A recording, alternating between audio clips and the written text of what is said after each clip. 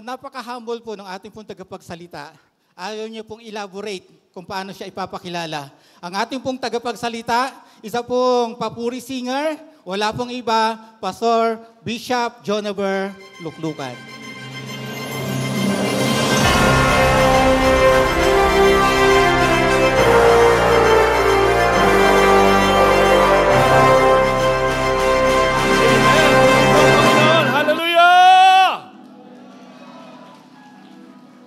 Okay lang ho ba nasa baba na lang ako? No? Parang masyado pa malayo dito. Dakila po ang katapatan ng ating Panginoon. Alam ko, theme song ng Unida yan. Samahan niyo po ako sa pag-awit. Sadyang kay buti ng ating Panginoon, nagtatapat sa habang panahon,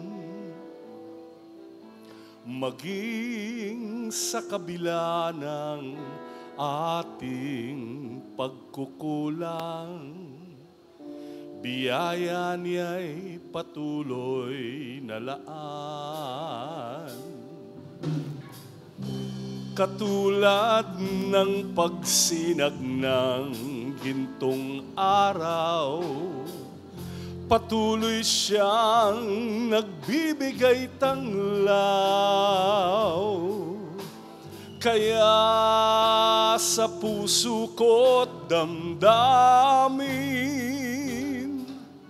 katapatan niya'y aking pupurihin.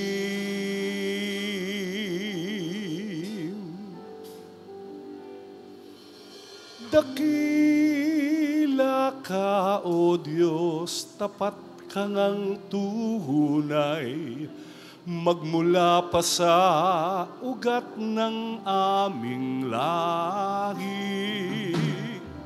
Mundo'y magunaw man, maaasahan kang lagi, maging hanggang wakas nitong buhay.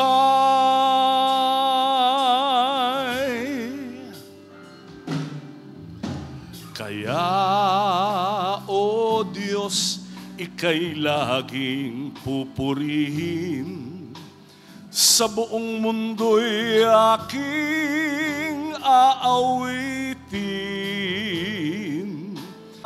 Ang iyong katapatan, pag-ibig mo'y maging hanggang wakas nitong buhay. Dakila ka, O Diyos, sa habang panahon, katapatan mo'y matibay na sandigan. Sa bawat bighati, tagumpay man ay naroon. Daluyan ang pag-asa kung kailangay hinahon. Pag-ibig mong alay sa amin, noon hanggang ngayon, dakila ka. Dakila ka. Dakila ka, O Diyos.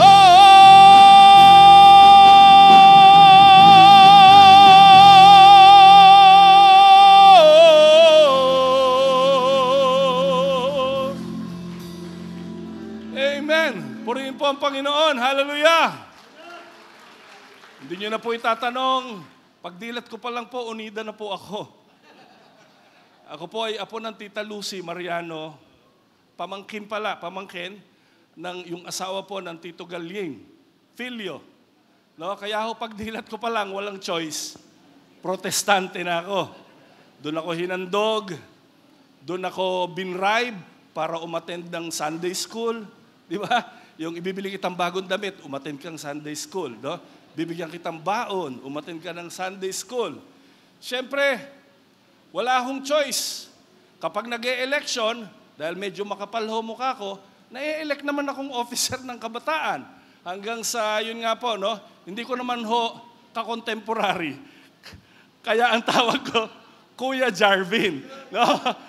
So, kami-kami po yung palaging nagkakasama-sama po dyan sa Biga. Ako po ay paboritong pakantahin ng Pastor Filio sa mga patay. No? Dahil kasi daw masyadong malakas ang boses ko, hindi ako pwede sa koro. Dahil nangunguna palagi yung boses ko, tas bilog na bilog, hindi ako marunong mag-control ng boses. Nagmumukhang may soloista yung choir. Kaya sinasabi sa akin, huwag kang mag-choir, solo ka na lang. Ito naman nung si Doc Nep, dahil ho, nagsosolo nga ako, itong si Kuya Nep, isinali ho ako sa bagong kampyon. Yung tawag ng tanghalan, yung kay Bertawa Marcelo, tsaka kay Pilita Corrales. No?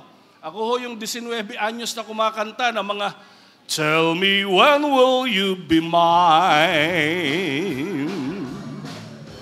Tell me cuando. Yung mga, please release me, let me go." Wala, hindi ho totoo ang chismis na anak ko si Sofronio. Hindi ho totoo yun. No? Bagamat sabi ho kasi, no? Hindi. Alam niyo po, sa kapipilit ho, sa pagpupursige, alam niyo, sa totoo lang po, si Kuya Nep hindi marunong kumanta, pero magaling mag-direct at magaling mag-critic. No? Kaya ho, nanalo ho ako ng second place noong 1986. Parang di kayo naniniwala. Dahil doon, nagawa ko yung multiplex ng Matt Monroe at Frank Sinatra para doon sa mga bata, hindi nila alam yung multiplex. Yun yung cassette tape na pag nilagay mo sa kaliwa, -1. Pag sa kanan, puro kanta. Pag sa gitna, kanta tsaka -1. Ako po yung Matt Monroe at Frank Sinatra ng Ivory Records. Masayang-masaya ako. Pati ho yung, dun ho taga-tagig ho kasi kami, ako din ho yung gumawa na hanggang ngayon ay nakakakolekta pa ako, yung Pia Pia Pia Cayetano. May mga jingle sa commercial. Ibang-iba ang damdaming Pilipino, Maki El Rancho kasalo ninyo, El Rancho corned beef at meatloaf. Yan.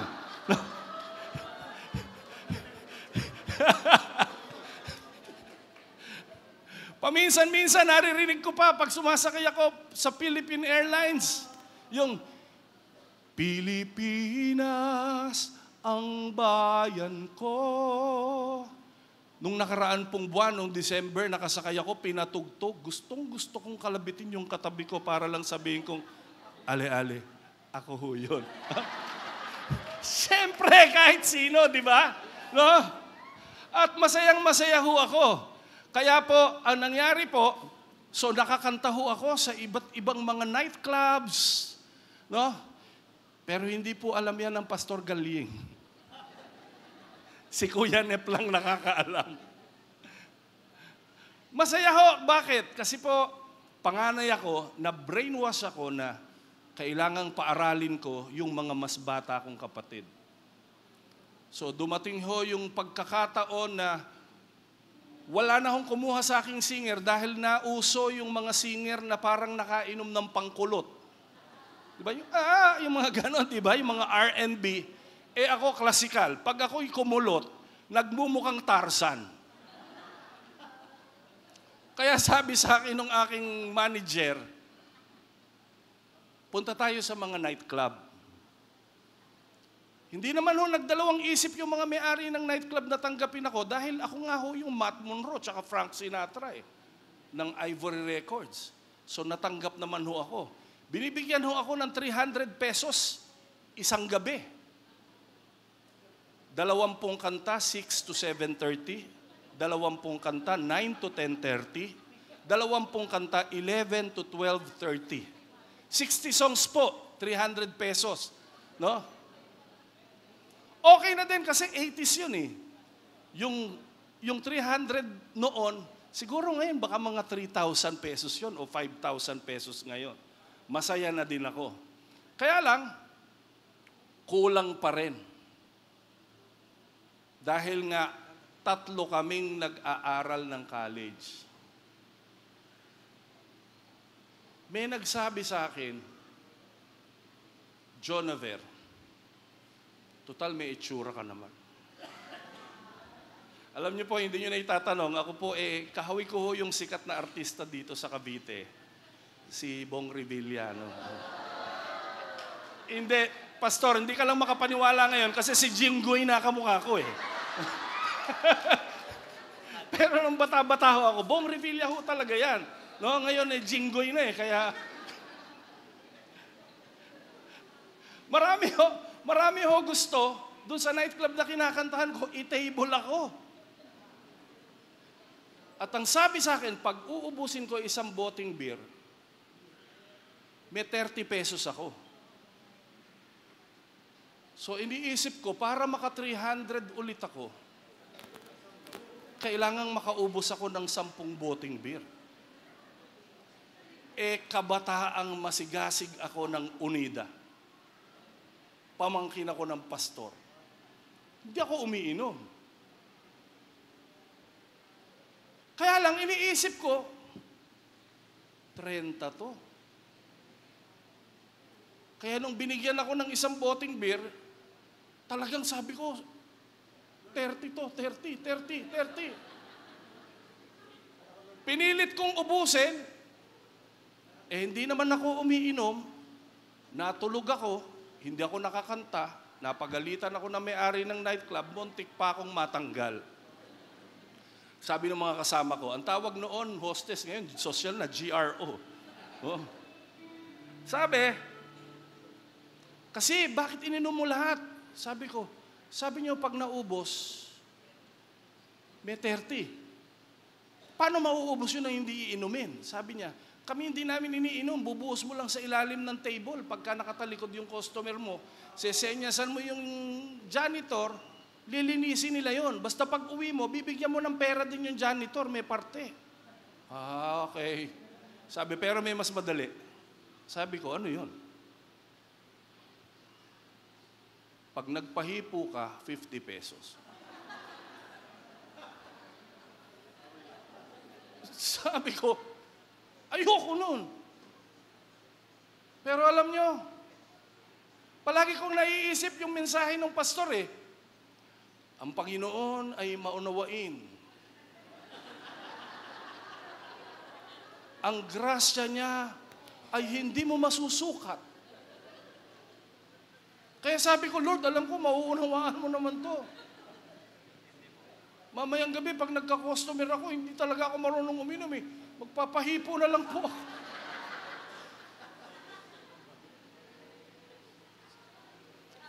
Masaya, bakit? 3 kami nag-aaral ng college. Nasa FEU ako, nagme-medtech ako. Yung isang kapatid ko sa NCBA. No? Yung isa naman ay naroon sa CEU. Nakakaaral kami lahat. Ang tatay ko, driver ng pampasaherong jeep. Biglang sabi nung tatay ko, doon na tayo titira sa Binangonan. Kaya nawala po kami sa Tipas Unida Church. Nalipat kami kay Pastor Luz na nasa Binangonan.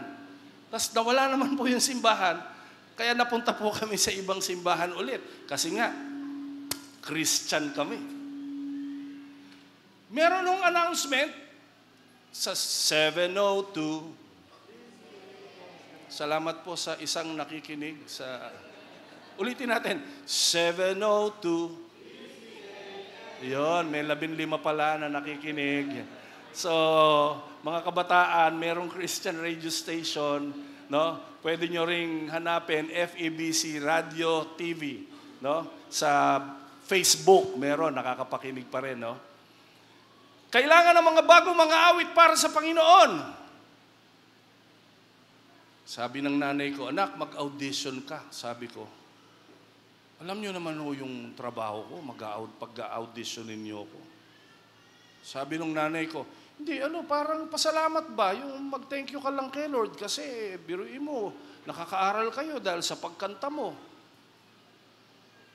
E di, ako naman nag-audition naman ako, 1,000 mahigit, naging 600, naging 100, naging 65. Yung 65, tinuruan ni Romy Dinglas, tsaka ni Edward Granadosin, naging 35. Yung 35 na yon, pumili ng 8 nakakanta sa ikalawang salmo. 4 na lalaki, 4 na babae. Napili ho ako. Pareho kami ni Pastor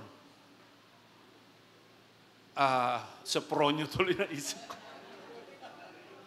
Parehas kami ni Pastor Tenorio, base kami. No? Alam nyo, binigay ho sa akin tong kanta na to.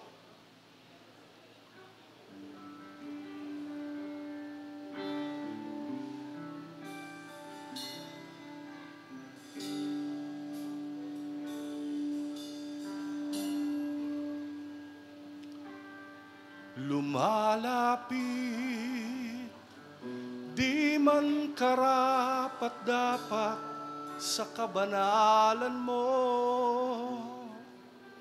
Biyaya, kaawaan, kapatawaran sa'yo ay nakamtan ko, o aking Jesus.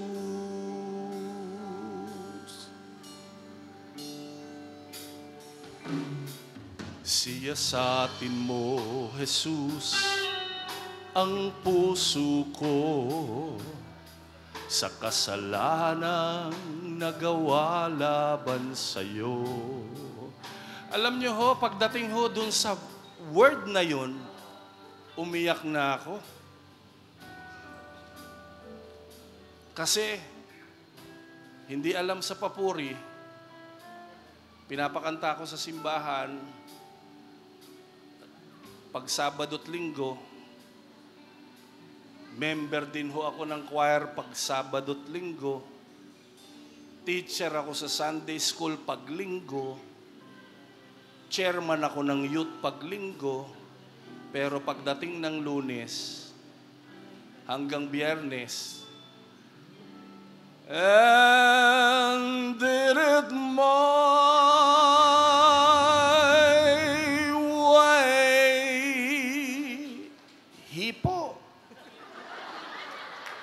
pag Sabado, dakila ka, O Diyos, tapat kang ang tunay.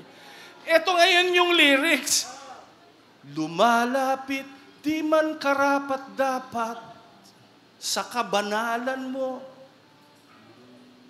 Yung kanta ho, 3 minuto lang. Nakaka-4 na oras na. Hindi ko pa natatapos. Palagi akong umiiyak. Sabi ni Romy Dinglas, Jonaver, walang bumibili ng kaset na merong umiiyak na singer.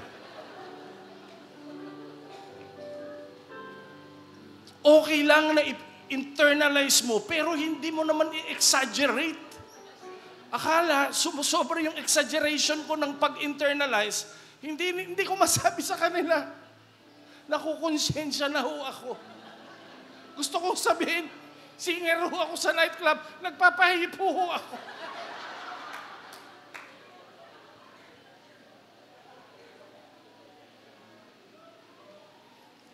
Hello! Tingnan mo nga yung katabi mo. Sabihin mo nga sa katabi mo, noon yon, hindi na ngayon. Palakpakan nga natin ang Panginoon. Hallelujah! Tinapos ko ho yung ikalawang Salmo album, ni-launch po sa Paramount Theater. Pero pagkatapos po nun, hindi na ako nagpakita sa papuri kahit kailan.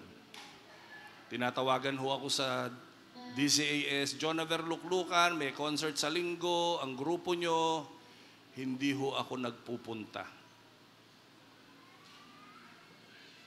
Dahil sa totoo lang naman ho, pagka ho sa papuri ka kumanta, ministry.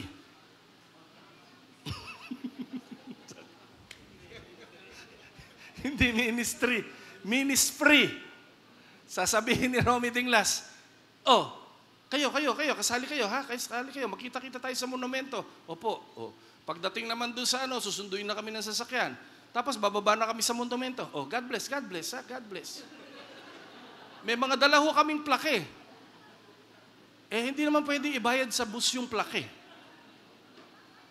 Kaya sabi ko, balik ako sa pagkanta sa nightclub, pero dala ang pangako sa Panginoon, Lord, kahit na nandun ako sa nightclub, pipilitin kong gawin ang nais mong mangyari sa buhay ko.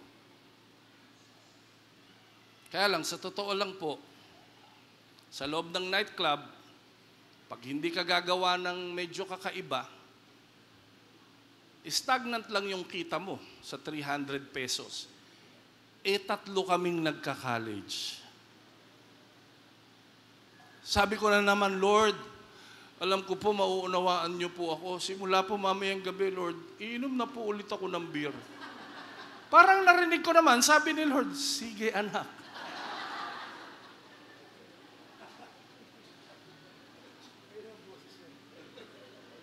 Yun nga, kanino kayong boses yun? Alam niyo po, sabi nga, no? Pag meron kang kasalanan, hiningi mo ng tawad sa Panginoon, ang demonyo tatalon, lalayo sa'yo. Hello? Pero pag yung kasalanan na yon, na hiningi mo ng tawad, pinabalik mo, pagbalik nun, may barkada na. Tignan mo nga ulit yung katabi mo.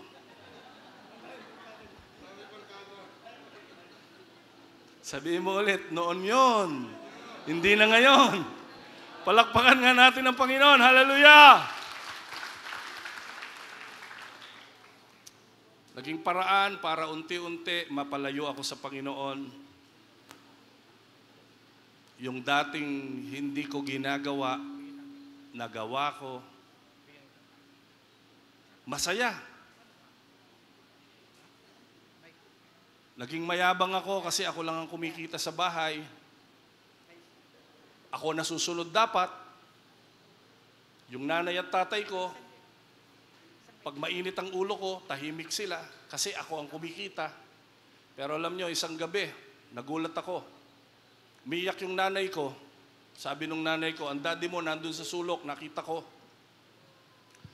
Nagsashabu.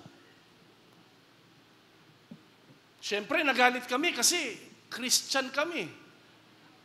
Ang pakiramdam ko, yung ginagawa kong kasalanan, okay lang kasi ako lang naaapektuhan. Pero yung ginagawa ng tatay ko at ang sabi niya, kaya kong lampasan yung kita mo. Sabi ko, maraming maaapektuhang kabataan. Ang nanay ko, sabi, nakakahiya. Napakasama ng tatay mo. Pero alam niyo po, nung nagawa na yung bahay namin, naging konkreto. Nabakura ng maganda. Napalitan yung mga kasangkapan namin. Tapos kaibigan ng tatay ko yung mga chief of police. Pag magre-raid, tatawag sa amin yung chief of police. O, paalisin niyo muna tatay niyo, magre-raid kami.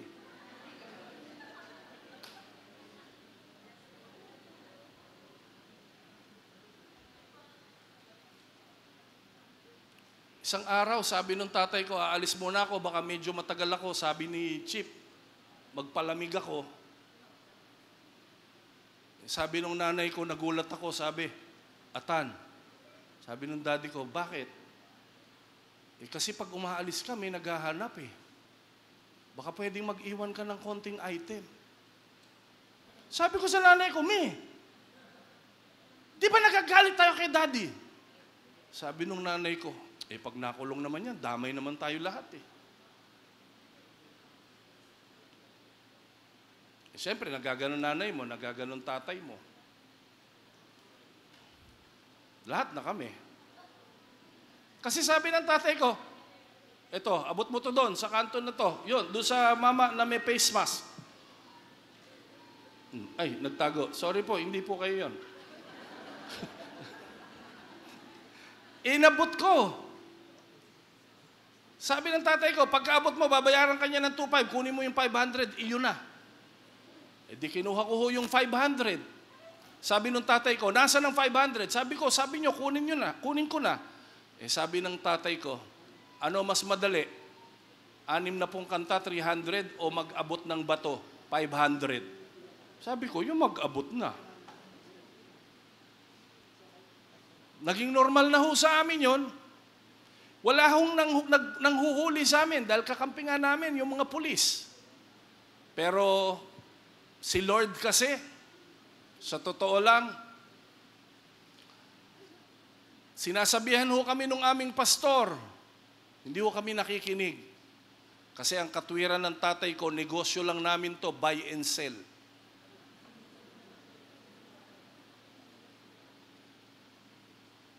Sabi nga, pag hindi ka nakuha sa bending, ibe-break ka ni Lord. 1991 po, na dyaryo, na televised, na radyo. Queen of Shabu ng Binangonan, nakulong na. Mami ko po yun. Number 1 drug lord sa buong Rizal, nasa Kote, daddy ko. Nung makulong ho ang mami at daddy ko, sabi sa amin ng mga pulis, ipunin mo tong halaga na to sa Lunes, dalin mo para hindi ma-arraign ang makasama sa arraignment ang nanay mo. Inipon ko ho, binenta ko ho lahat ng alahas na naiwan, lahat. Para lang maipon ko, pero hindi ko po nakompleto. Binigay ko po dun sa pulis ng Binangonan. Sabi po sa akin, pagkabigay ko, sorry anak, kaka-arraign lang ng nanay mo, nahuli ka. Sabi ko, papaano ho yung pera namin? Sabi, gusto mo, pati ikaw, ilang taong ka na? Sabi ko, 22 po. Accomplish ka na sa crime, gusto mo, pati ikaw makulong. Nung marinig ko ho yun, nagtatakbo ho ako, sumakay ako ng jeep. Pagdating sa bahay namin, doon ako natulog sa ilalim ng lamesa, doon ako naliligo, doon ako dumudumi, doon ako kumakain, di ako umaalis doon. Takot na takot ako pag may taong kumakatok. Sabi ko sa mga kapatid ko, iwanan nyo na ako. Pero yung mga kapatid ko, sinasabi, Kuya, lakasan mo loob mo, ikaw lang yung inaasahan namin. Isang umaga po, meron pong kumakatok sa bahay namin. Nagpakilala, pastor. Sabi, nakilala ko ang nanay at tatay nyo sa kulungan. Nakilala ko din yung pastor nyo. Ang sabi ng pastor nyo, masipag daw kayo sa simbahan, palagi kayong dumadalo, nagdo-donate daw kayo sa simbahan. Pero sabi po sa amin ng pastor, pero wag kayong magagalit sa akin. Marahil, kaya kayo nagsisimba kasi gusto nyo mapunta sa langit. Tinanggap nyo si Kristo bilang tagapagligtas, pero di nyo tinanggap si Kristo bilang Panginoon ng buhay nyo. Sabi po nung pastor, kasi kung tinanggap nyo si Kristo bilang Panginoon ng buhay nyo, hindi nyo yan magagawa. Sabi nung pastor, pero hindi pa huli ang lahat, mga anak. Kung tatanggapin nyo si Kristo bilang sariling Panginoon at tagapagligtas. Sabi niya, galing ako sa kulungan, nasintensyahan ng mami nyo, life sentence. Nasintensyahan ng daddy nyo, 19 counts, life sentence. Umiyak kami. Sabi ng pastor, huwag kayong umiyak. Kung tatanggapin nyo si Kristo, hindi lang tagapagligtas, kundi Panginoon ng buhay nyo, kahit nakakulong ang mami at daddy nyo, may tatay kayo sa langit na pwedeng tumulong sa inyo. July 17, 1991, nakaluhod kami magkakapatid doon sa bahay namin sa church ng pastor. Ang sabi namin, Panginoong Yesus, patawarin mo kami. Simula po ngayon, tinatanggap ka namin. Hindi lang tagapagligtas, kundi Panginoon ng buhay namin. Simula po nung araw na yon, sabi ng Panginoon sa akin, Jonaver, pwede ba yung boses mo, akin na lang? At ang sabi ko, if it will not be for the Lord, I better not sing anymore. Si Jesus ang aking musika. Pakinggan niyo po ang mensahe ng awitin.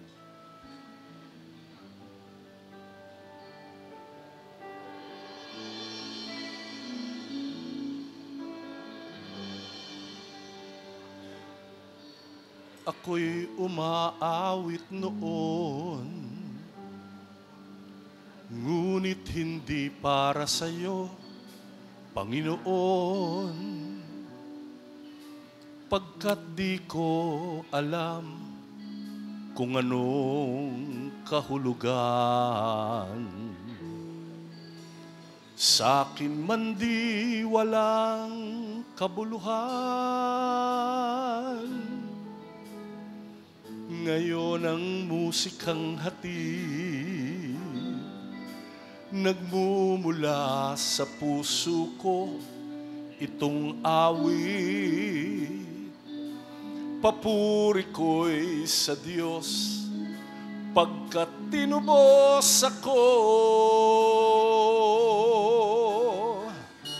Kaya't awitin ko'y sa'yo. Si Jesus ang aking musika, nagbibigay sigla sa bawat titik at nota. Si Jesus ang aking musika, sa akin nagsasaad ang bawat awitin na si Kristo'y buhay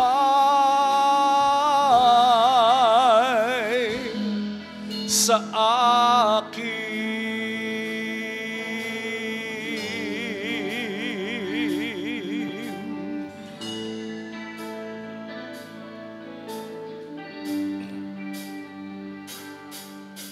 Ngayon ang musikang hatid nagmumula sa puso ko, itong awit. Papuri ko'y sa Diyos pagkat tinubos ako. Kaya't awitin ko'y sa'yo.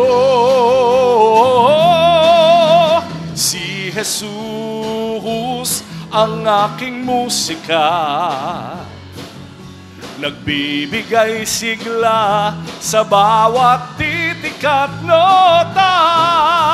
Si Jesus ang aking musika, sa akin nagsasaad ang bawat awitin na si Kristo'y buhay sa akin.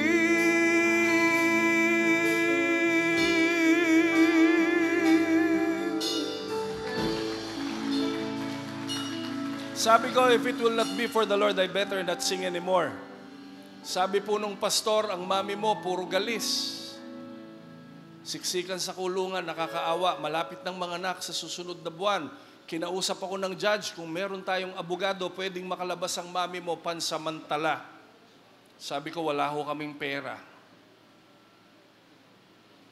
Sabi nung pastor, sa FEBC, may libreng abogado. Sabi ko, ayoko po, nahihiya po ako. Sabi nung pastor, alang-alang sa nanay mo. Nagpunta po kami from Binangonan to Karuhatan, 5 oras ho ang biyahe. Pagdating ho namin doon, ayokong pumasok sa gate. Ang ginawa nung pastor, siya yung unang pumasok, sinundo ako mismo ng Bishop Fred Magbanwa sa labas ng gate para lang sabihin sa akin, John Naver, matagal ka na naming pinagpipray, nabalitaan namin nangyari sa nanay at tatay mo, hindi ka namin mapuntahan dahil baka mukhang nakikialam kami. Pero ngayon, nandito ka. Ano yung pwede mong itulong? Pwede naming itulong sa pamilya mo. Sabi ko, sorry po. Yinakap ako ng mahigpit ng Bishop Fred. Ang sabi ng Bishop Fred, hindi importante kung ano ang pinaggagawa mo dati. Ang importante, narito ka. At alam ko, nagsisi ka at handa ka ulit magpagamit sa Panginoon. Binigyan po ako ng abogado, si Attorney Lacanilaw, Jojo Lacanilaw. Nakalabas po pansamantala yung nanay ko, nakapanganak po ang nanay ko sa labas at naibalik po ang nanay ko ulit sa kulungan.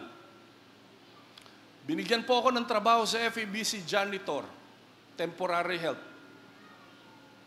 Sumasahod po ako ng 60 pesos isang araw. Sabi ng demonyo, kumanta ka na lang sa nightclub, 300. Huwag ka na lang gumawa ng kalokohan, at least 300. Tinulungan po ako ng mga Rayos del Sol, mga boss ng Meralco, para mapasok po sa Meralco, maging messenger. Pumunta po ako sa kulungan, sabi ko sa nanay ko, pinasok ako nila Kaperla. Sa Meralco na po ako magtatrabaho. May libreng bigas po, malaki po yung sweldo. Sabi ng nanay ko, purihin ng Diyos. Pero anak, para sa akin, naranasan na natin maraming pera, magulo. Diyan ka na lang sa FEBC. Kahit 60 pesos lang, may kapayapaan ako na hindi kayo maaano ng kaaway.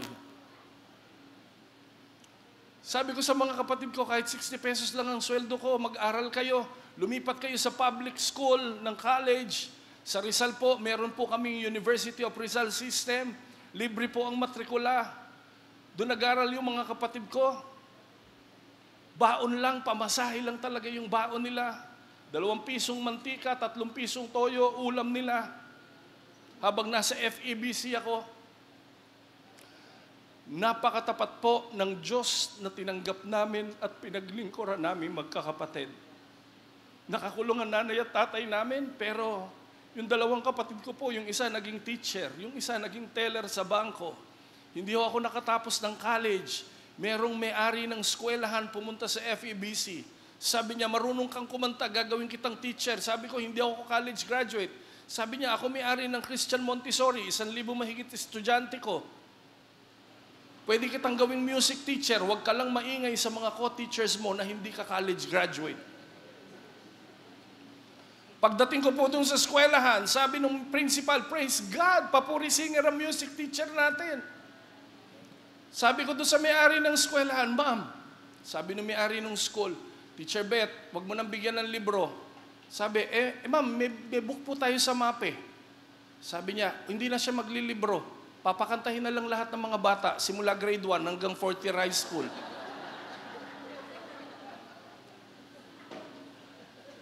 Pastor, ang unang-unang lesson ko, ang Diyos ay mabuti, ang Diyos ay mabuti, ang Diyos ay mabuti sa akin. Hindi ko yung makakalimutan. Pag nakawalong gano'n na, nagbebel na, 30 minutes lang eh. Yung music, 30 minutes. Yung arts, 30 minutes. Yung PE, 30 minutes. Pag nakawalong gano'n na, brrrr, lipat na ako, grade 2, sabi, ang Diyos ay mabuti, ang Diyos ay... Napamahal ako sa may-ari. Sabi nung may-ari,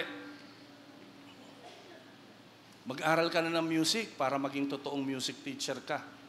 Sabi ko, ma'am, yung pong 2 kapatid ko na napagtapos ko, nagsipag-asawa na ho. Yun yung pinanganak sa kulungan, naiwan ho sa akin. Sabi nung may-ari ng eskwelahan, anong kinalaman nun?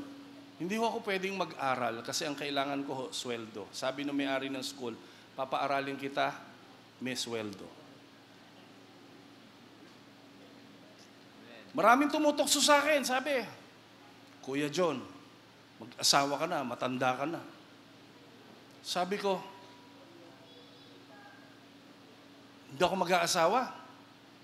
May nagbiro, sabi, nako, hindi ka makakatikim ng luto ng Diyos. Sabi ko, hindi nyo lang ako kilala.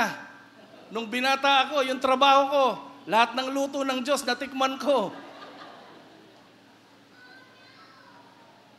Binigyan ako sa papuri ng kanta, yung, kung dinadalangin kong sintay wala pa man, ang panahong paghihintay tila walang katapusan. Di ako magdaramdam basta't lagi kang nariyan. Sapat na sa akin ang ako't ikaw lamang. At ito'y pangako ko kailan paman. Alam niyo po, Nandun ho ako sa recording studio, dun mismo sa recording studio, pagkatapos kong kumanta, sabi ko, Lord, sorry po, nagjo-joke lang po ako, gusto ko po talagang mag-asawa. Kasi life and death is in the power of our tongue. Naniniwala ako doon, kaya sabi ko, Lord, pinakanta lang po sa akin yun, hindi po talaga gusto ko yun, gusto ko po mag-asawa. Binless ho ako ni Lord, nung i-bless ako ni Lord, sabi ni Lord sa akin, hindi ka pa ba maglilingkod sa akin? Nag-decide ho akong pumasok sa Bible School, sa Fibias. Sabi kasi ng mga kasama ko sa church, papaaralin ka namin. Kami magsusupport sa iyo. Yung mga libro mo, ako bibili. Sabi ng mga kapatiran. Ako naman excited, pastor. Punta ako sa Fibias. Sabi, nag-resign ka pala sa trabaho mo. Paano ka makakabayad dito? Sabi ko, naniniwala po ako, papatapusin po ako ni Lord. Sabi naman nung sa Fibias, naniniwala din kami pero humanap ka ng pipirma dito na katunayang siya gagamitin ng Panginoon para makatapos ka. Ultimo si Bishop Fred, hindi na makapirma sa dami ng pinirmahan na hindi pa mga bayad. Para ho makaaral, student assistant, tagalinis ho ng kaldero sa kantin. Nagtetes na yung mga kaklase ko, naguhugas pa ako ng kaldero, ng mga talyase. Sabi na naman ng demonyo sa akin, anong pinagtitiis mo dyan kayang-kaya mong kumanta. Iisa lang ho yung verse na hawak ko. Matthew 6:33. Seek first the kingdom of God and His righteousness and all. Sabi ko, Lord, kahit hindi na all, patapusin mo lang ako sa Bible School. Nagpatuloy po ako sa pag-aaral, sa habag at grasya ng Panginoon. Nagkasakit ho ako, nagka-pneumonia ho ako.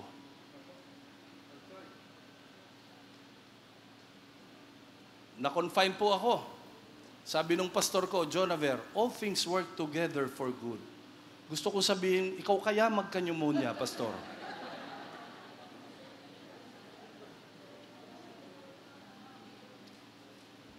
The following day, meron hong magandang doktora.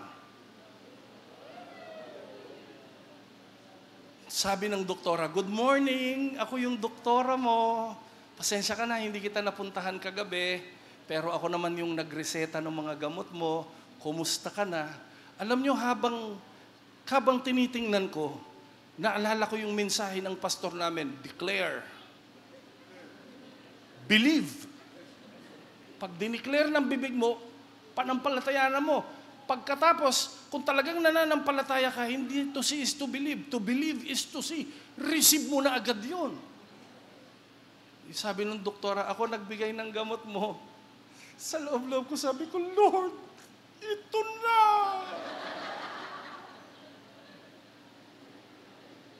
Sabi ng doktora, luklukan. Ano-ano mo yung kumakanta sa papuri? Sabi ko, ako yun! Pagkagaling ko po, sabi ko doon sa pastor namin, Pastor, meron akong nakilalang doktora. Doon nagsisimba sa daughter church natin. Sabi naman ng pastor, aba, di maganda. Sabi, papaalam po ako, ano yun? Pwede po bang doon muna ako magsisimba sa kabila? Sabi ng pastor ko, ikaw talaga kahit kailan wrong motive ka. Pastor, payagan mo na ako, magte-32 na ako. Pinayagan ho ako ng pastor namin. Unang linggo, pangalawa, pangatlo, pang-apat, pang-lima, pang-anim na linggo. Bago ho mag-ikapitong linggo, pinakasalan ho ako ng doktorang yun.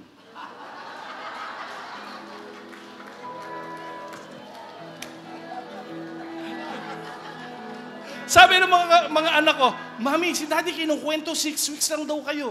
Sabi ng mami nila, hindi ko nga rin alam bakit ako pumayag magpakasal Pero alam nyo, magto 28 years na po kami this coming June for the glory of God. Meron akong anak na kakagraduate lang ng pharmacy. Yung isa po ay graduating ng PT. Isa po ay third year college ng MedTech at yung isa po graduating ng grade 12. No? Alam niyo po bakit ko ito kinukwento? Ang sabi po sa ating tema ngayong araw na ito,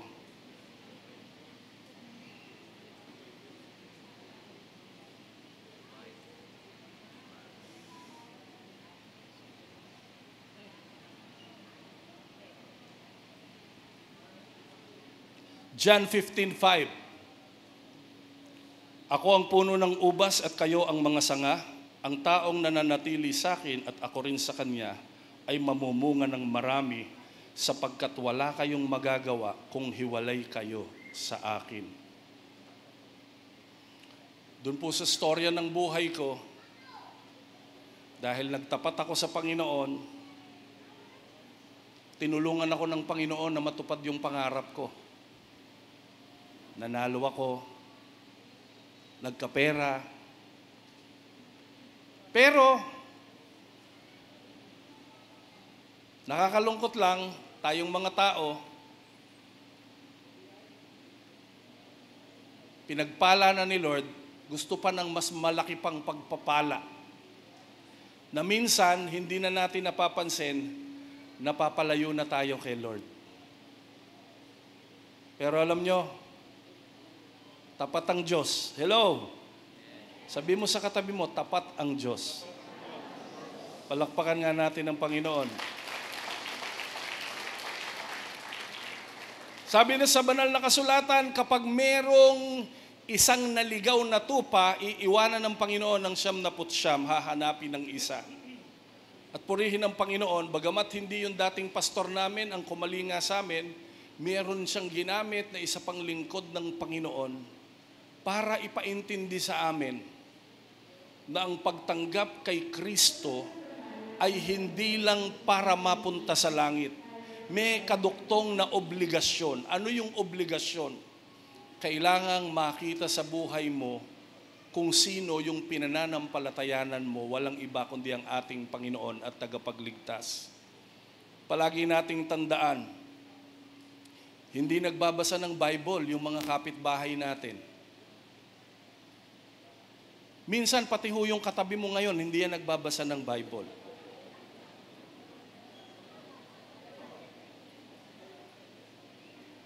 Sabihin mo sa katabi mo, umayos na tayo.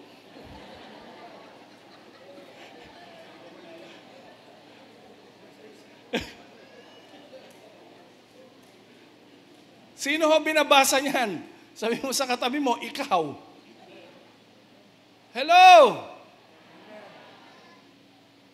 Sa loob ng eskwelahan, sa loob ng trabaho, sa loob ng opisina, sa loob ng simbahan, ang binabasa po nila, tayo. Tangdalangin ko lang, tulad po ng nangyari sa aming pamilya, napatunayan namin. Kapag lumayo ka sa Panginoon, papabayaan ka ni Lord mapalo. Hindi ka nakuha sa tapik, babaliin ka ni Lord. Tingnan mo nga yung katabi mo, saan kayang level yan? Yung pinapalo na yan ni Lord o malapit ng baliin?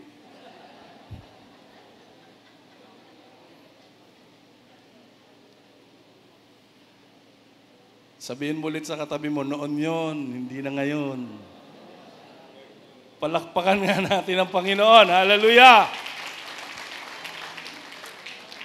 Ang masasabi ko lang po, lahat ng nangyari sa buhay ko, wala akong ibang pinapapurihan maliban ang ating Panginoong Hesukristo. To God be the glory.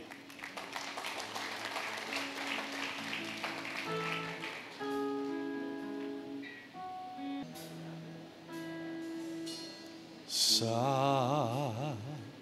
iyo, O Diyos, pasalamat ko ay taos. Hamak man ako minahal at iyong tinubos. Di kaya ng anghel sa langit ang nais kong ipahayag.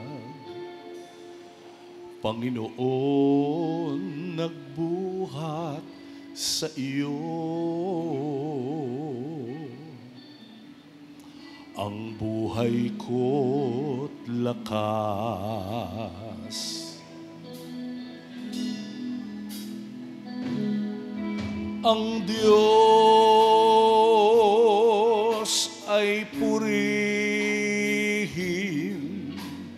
Ang Diyos ay purihin. Tunay na dakila ang kaniyang pag-ibig. Sa dugo niyang tumigis, sala ko ay nilinis. Ang Diyos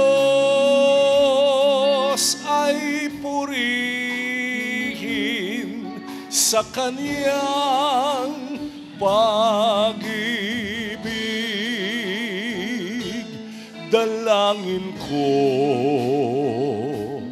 O Diyos, paging dapatin mo ako, at anumang tagumpay utang ko sa Kalbaryo.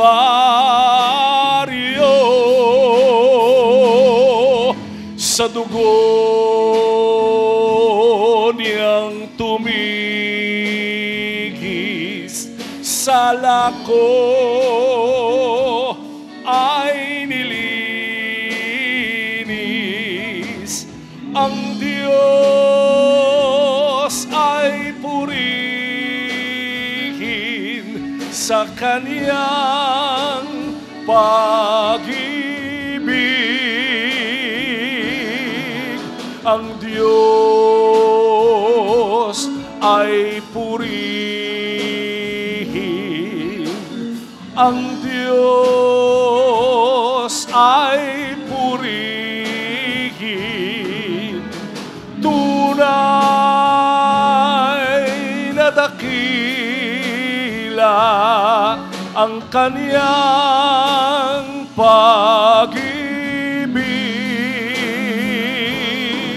Sa dugo niyang tumigis, sala ko ay nilinis. Ang Diyos ay purihin sa kaniyang pag-ibig.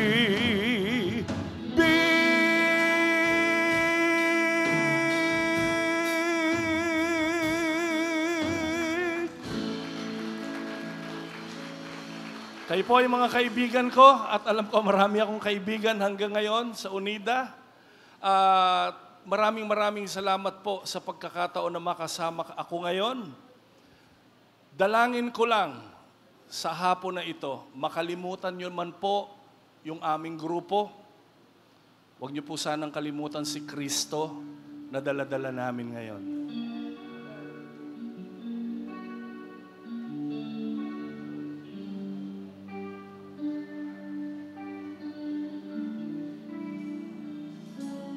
Aking kaibigan, dinggin ang awit, paalaala ang inihahatid. Ang Diyos ay nasa iyo, patnubay mo tunay alalahanin. Mahal ka sa'kin sa bawat araw, laging dalangin na pagpalain ka ng Diyos sa tuwina dahil sa mahal ka niya. Kung ika'y hindi kapiling, kasama ka sa aking dalangin. Kahit ako'y di na naaalala pa, huwag lang si Kristo ang limutin mo.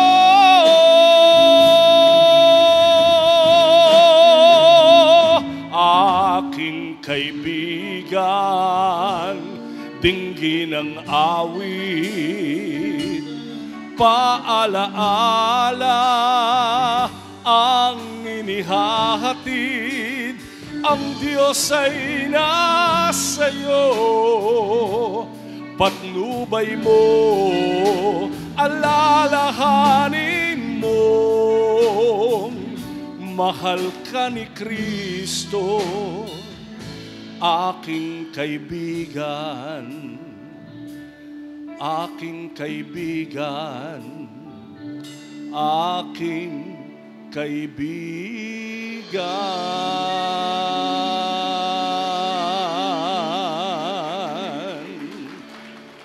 Ano man ang sitwasyon, ano man ang pinagdadaanan, ang Diyos natin ay nananatiling Diyos ng himala. Pakinggan niyo po ang mensahe ng awitin.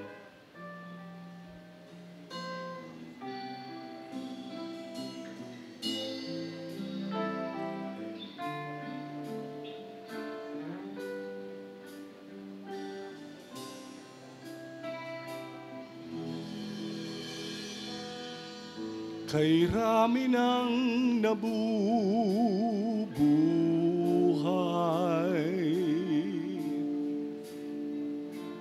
di alam saan patungo.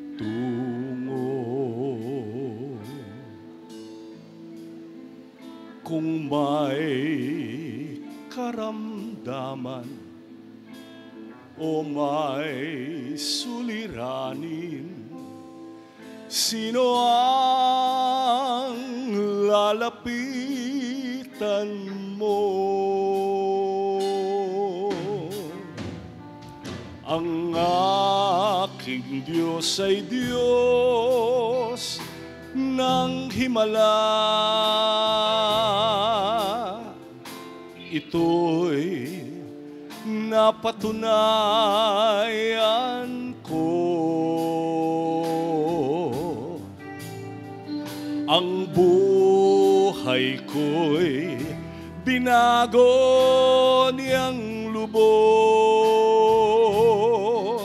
Nang manahalig ako kay Kristo, sa Diyos tiwala ko'y walang hanggan. Kahit na mag-alinlangan ang mundo, nalalaman kong ito'y tunay. Pagkat si Kristo'y nasa puso ko.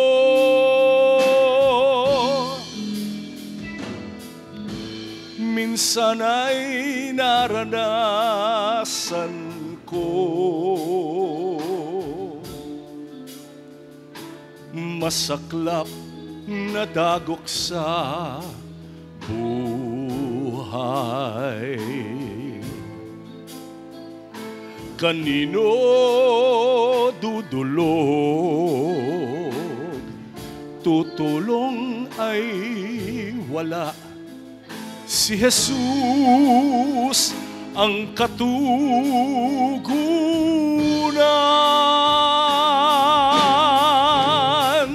Ang aking Diyos ay Diyos ng himala. Ito'y napatunayan ko. Ang buhay ko'y binago niyang lubos.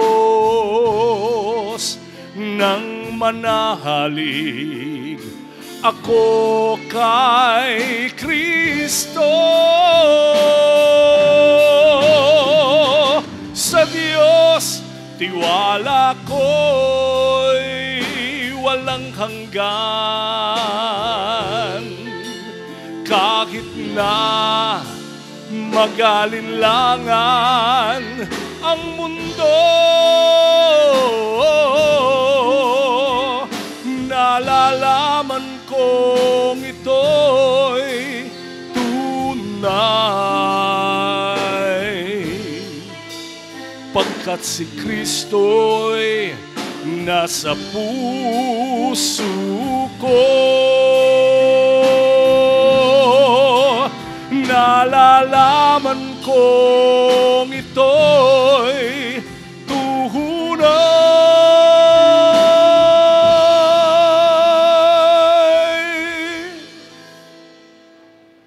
Pagkat si Kristo'y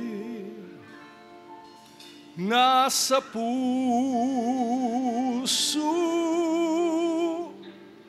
ko.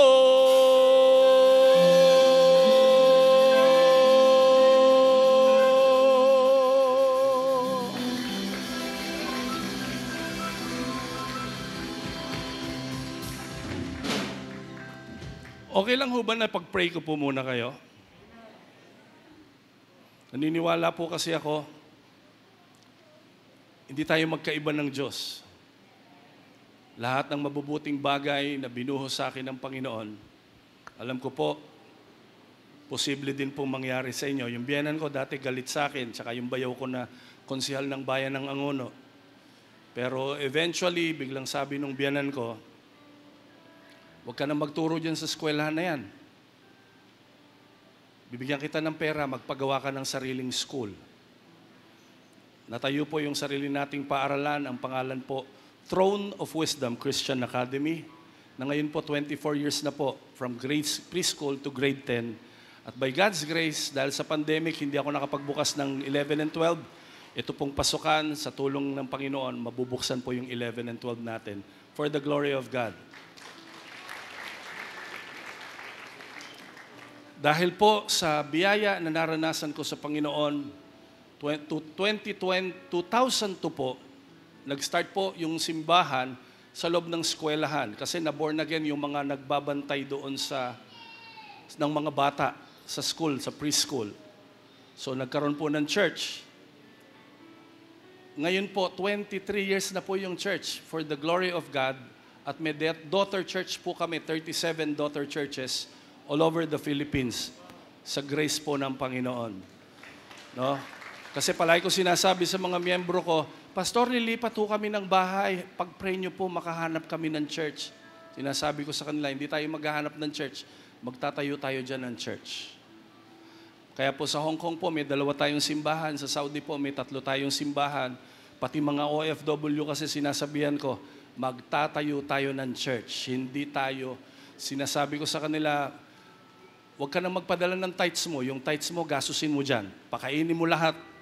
Yung mga ka-office mates mo dyan, sabihin mo may Bible study. Ngayon po, 3 na ho yung simbahan sa Saudi for the glory of God. Paano ho ba nangyari lahat yung mga bagay na yon? Naintindihan ko kasi, ang gusto ng Panginoon, pag mananampalataya ka, huwag kang humiwalay sa Kanya. At kapag hindi ka humihiwalay sa Kanya, dapat namumunga ka.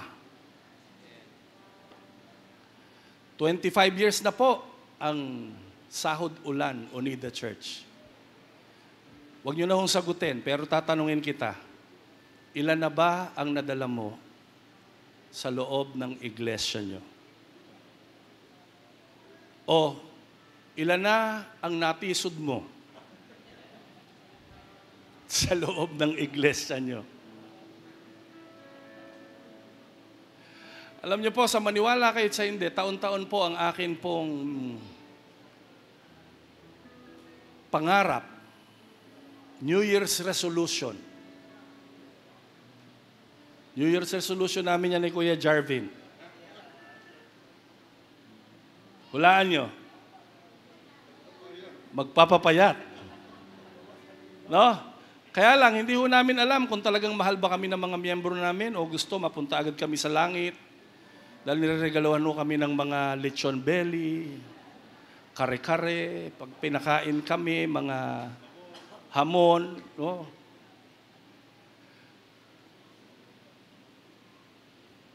Interesado ho akong pumayat. Sa maniwala kayo sa hindi. Kanina, kaya ho ako umupo habang praise and worship. Namamanid na ho yung paa ko. Ewan ko, kung napapansin nyo, ginaganon ko na yung paa ko ngayon kasi manid na ho. Sabi ng doktor na nag-check up sa akin, hindi ako nagpa-check up sa asawa ko dahil di ako naniniwala. Hindi. Kasi pakiramdam ko, dinadagdagan yung sakit ko eh. Pero sabi nung nag-check up, Pastor, wala ka namang sakit eh. Weight bearing. Kaya gusto ko talagang pumayat. Interesado ako. Kaya lang po, pag nakakita na ako, lalo na mamaya, hindi ko alam kung ano ihahain nyo sa amin. Mapapalakas ka na naman ng kain. Interesado pero hindi desidido.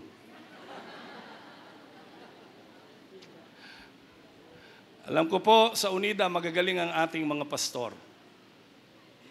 Linggo-linggo may hamon. At linggo-linggo nahahamon ka. Hello.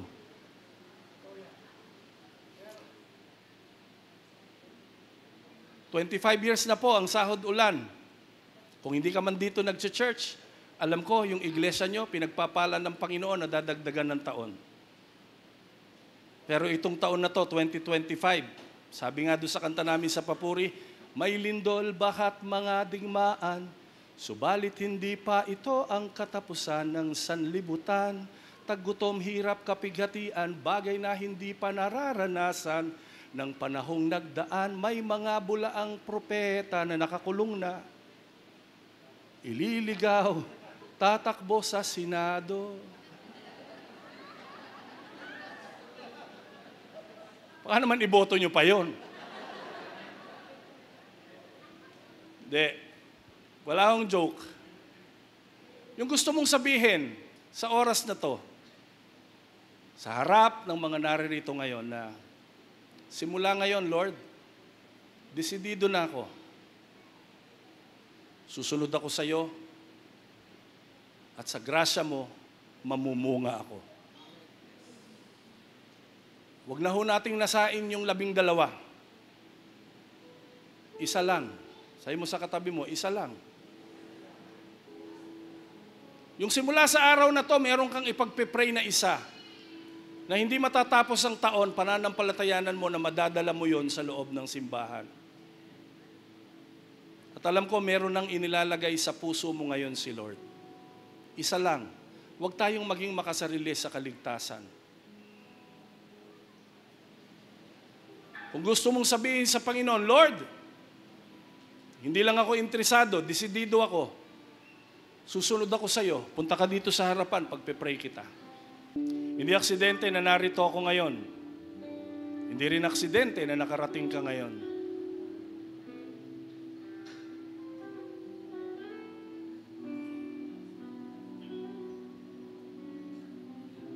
Para po sa lahat ng lumapit sa harapan, open heavens ngayon, pwede bang ibuka mo yung bibig mo, kausapin mo si Lord? Kung meron kang gustong sabihin sa Panginoon ngayon, meron kang gustong ipangako, meron kang gustong isumbong, meron kang gustong hilingin, pagkakataon mo na to.